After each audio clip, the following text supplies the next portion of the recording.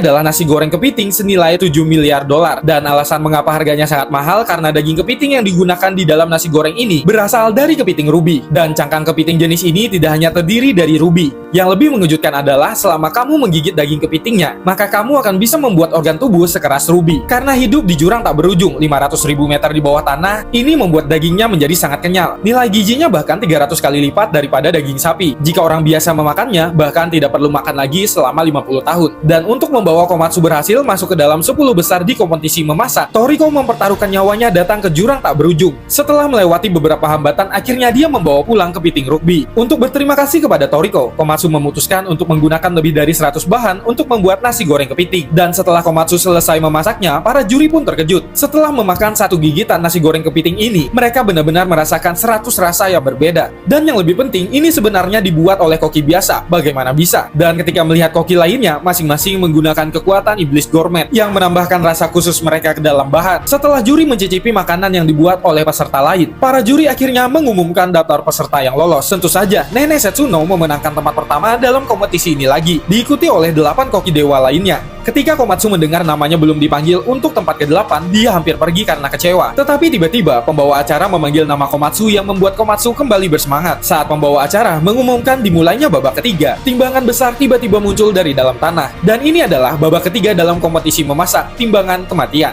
Dua koki perlu berdiri di timbangan secara bersamaan untuk berkompetisi dalam keterampilan memasak, yang mana sebuah kompor besar ditempatkan di bawah timbangan. Jika koki menggunakan lebih sedikit bahan, maka timbangan mereka akan lebih ringan dan akan terangkat dari atas kompor untuk dipanggang. Ujian ini lebih tepatnya adalah kecepatan memasak para koki. Saat kompetisi secara resmi dimulai, secara tak terduga, lawan Komatsu ternyata adalah salah satu dari 5 koki dewa terbaik di dunia.